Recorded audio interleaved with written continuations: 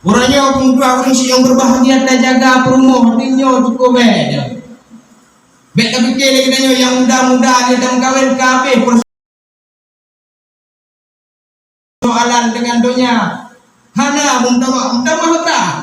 Laki takut pada berokat ke takut sama penumpangnya takut lima undang penumpang jap di tanah dia. Maka dua orang yang berbahagia adalah tabah maksiat yang dilakukan lebihnya itu Allah.